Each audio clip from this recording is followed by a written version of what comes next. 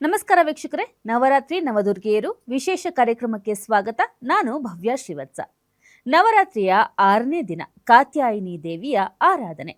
ಕಾತ್ಯಾಯಿನಿ ದೇವಿ ನವದುರ್ಗೆಯ ಅವತಾರವನ್ನ ಎತ್ತಿದ್ದು ಹೇಗೆ, ಹಾಗೆ ಈ ಅವತಾರವನ್ನ ತಾಳಿ ಹೇಗೆ ಅವಳು ದುರ್ಗಾ ಮಾತೆಗೆ ಶಕ್ತಿಯನ್ನ ತುಂಬುತ್ತಾಳೆ, ಹಾಗೆ ಈ ಕಾತ್ಯಾಯಿನಿ ದೇವಿಯನ್ನ ಇವತ್ತು ನವರಾತ್ರಿಯ 6ನೇ ದಿನ ನಾವು ಹೇಗೆ ಆರಾಧಿಸಬೇಕು, ಹೇಗೆ ಪೂಜೆಯನ್ನ ಮಾಡಬೇಕು, ಯಾವ ನೈವೇದ್ಯವನ್ನ ಕೊಡಬೇಕು, ಇದೆಲ್ಲ ವಿಷಯವನ್ನ ಇವತ್ತಿನ ಕಾರ್ಯಕ್ರಮದಲ್ಲಿ ನಾವು ಚರ್ಚೆಯನ್ನು ನಡೆಸ್ತಾ ಇದ್ದೇವೆ.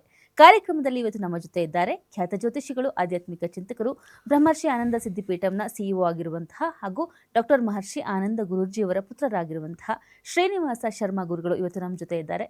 ಗುರುಗಳೇ ನಮಸ್ಕಾರ, ಕಾರ್ಯಕ್ರಮಕ್ಕೆ ಆತ್ಮೀಯವಾದಂತಹ ಸ್ವಾಗತ. ಅಮ್ಮ ನಮಸ್ತೆ, ತಮಗೂ ಕೂಡ ಕಾರ್ಯಕ್ರಮಕ್ಕೆ ಆತ್ಮೀಯವಾಗಿರ್ತಕ್ಕಂಥ ಸ್ವಾಗತ. ಧನ್ಯವಾದ ಗುರುಗಳೇ.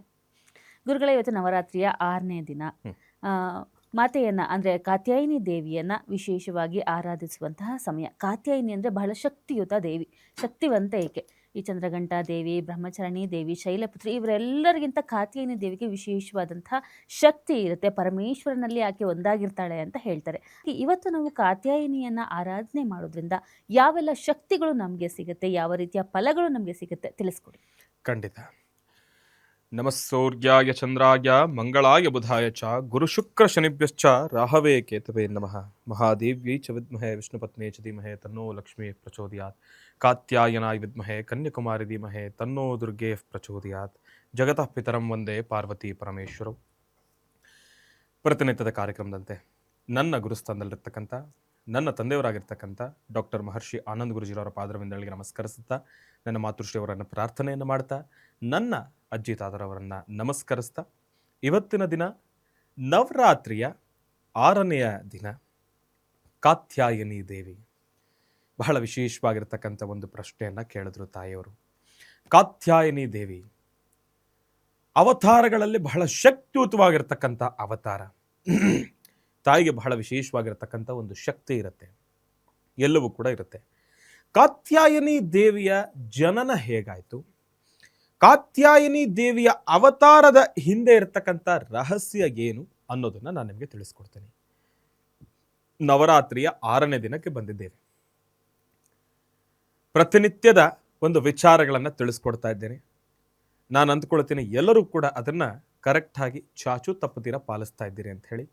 ಯುವಕರ ಮೇಲೆ ನಾನು ಜಾಸ್ತಿ ಒಂದಿಷ್ಟು ಕಾನ್ಸಂಟ್ರೇಷನ್ ಅನ್ನು ಮಾಡ್ತಾ ಇದ್ದೀನಿ. ಯಾಕೆ ಅಂತಂದರೆ, ಈಗ ನಾವು ಎಷ್ಟು ಶ್ರದ್ಧೆಯಿಂದ ಪೂಜಾನುಷ್ಠಾನವನ್ನು ಮುಂದುವರಿಸ್ತೀವೋ, ಇಂಥ ವಿಚಾರಗಳನ್ನು ಅರಿತುಕೊಳ್ತೀವೋ, ಮುಂದಕ್ಕೆ ನಾವು ಕೂಡ ಮತ್ತಷ್ಟು ಜನಕ್ಕೆ ಅದನ್ನು ತಲುಪಿಸ್ಬೇಕು. ಯಾಕೆ ಅಂತಂದರೆ, ಈಗಾಗಲೇ ಎಷ್ಟೋ ಕಡೆ ಈ ಒಂದು ಪೂಜೆ ಪುನಸ್ಕಾರ ಧರ್ಮದ ಕಾರ್ಯಕ್ರಮಗಳು, ನಮ್ಮ ಹಬ್ಬ ಹರಿದಿನ ಆಚರಣೆಗಳನ್ನು ಮರೆತು ಹೋಗ್ತಾ ಇರತಕ್ಕಂಥದ್ದನ್ನು ನಾವು ಗಮನಿಸ್ತಾ ಇದ್ದೇವೆ.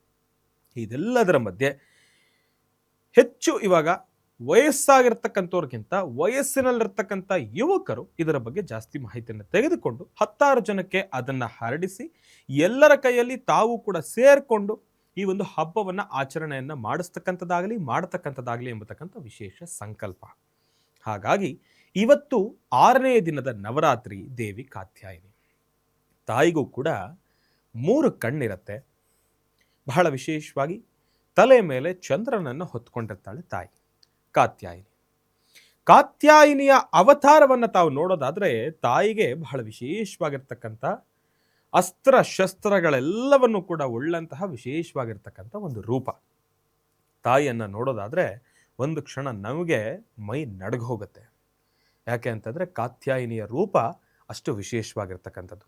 ಕಾತ್ಯಾಯಿನಿಯ ರೂಪ ಯಾತಕ್ಕೋಸ್ಕರ ಆಯಿತು ಅಂತಂದರೆ, ಕಾತ್ಯಾಯನ ಎಂಬತಕ್ಕಂಥ ಒಬ್ಬ ಋಷಿ ಬಹಳ ವಿಶೇಷವಾಗಿರ್ತಕ್ಕಂಥ ಒಂದು ತಪಸ್ಸನ್ನು ಮಾಡ್ತಾ ಇರ್ತಾನೆ. ಯಾತಕ್ಕೋಸ್ಕರ ಅಂತಂದರೆ, ಆ ಋಷಿಗೆ ಮಕ್ಕಳಿರೋದಿಲ್ಲ, ಆದರೆ ಅವ್ರಿಗೊಂದು ಆಸೆ, ಪಾರ್ವತೀ ದೇವಿ ಎಂಬತಕ್ಕಂಥ ವಿಶೇಷವಾಗಿರ್ತಕ್ಕಂಥ ಶಕ್ತಿ ಉಳ್ಳಂತಹ ಓರ್ವ ಮಗಳು ನನಗೆ ಜನ್ಮ ಆಗಬೇಕು ಎಂಬತಕ್ಕಂಥ ಒಂದು ಮಹದಾಸೆ ಕಾತ್ಯಾಯನ ಎಂಬತಕ್ಕಂಥ ಒಬ್ಬ ಋಷಿಗೆ. ಆ ಋಷಿ ಬಹಳಷ್ಟು ತಪಸ್ಸನ್ನು ಮಾಡಿದಾಗ ಆಗ ತಾಯಿ ದುರ್ಗಾದೇವಿ ಆತನ ತಪಸ್ಸಿಗೆ ಮೆಚ್ಚಿ ಆತನಿಗೆ ಮಗಳಾಗಿ ದೇವಿ ಕಾತ್ಯಾಯಿನಿಯ ಜನನ ಆಗತ್ತೆ. ಜೊತೆಗೆ ಮಹಿಷಾಸುರನ ಸಂಹಾರ ಮಾಡಿರ್ತಕ್ಕಂಥದ್ದು ಕೂಡ ದೇವಿ ಕಾತ್ಯಾಯಿನಿ. ಆಕೆಗೆ ಅಷ್ಟು ಶಕ್ತಿ. ಯಾಕೆಂತಂದ್ರೆ ಮಹಿಷಾಸುರ ಅಂತಂದ್ರೆ ಆತ ರಾಕ್ಷಸರಲ್ಲೇ ಬಹಳ ಶಕ್ತಿವಂತ ರಾಕ್ಷಸ. ಇವತ್ತು ಕೂಡ ನಾವು ಮೈಸೂರಲ್ಲಿ ತಾಯಿ ಚಾಮುಂಡೇಶ್ವರಿಯ ದೇವಸ್ಥಾನದ ಆ ಒಂದು ಮುಂಭಾಗದಲ್ಲಿ ಒಂದು ವೃತ್ತದಲ್ಲಿ ಮಹಿಷಾಸುರ ಮರ್ದನನ ಒಂದು ಸ್ಟ್ಯಾಚುವನ್ನ ನೋಡ್ತೀವಿ. ಹೌದು. ಅದರಲ್ಲೂ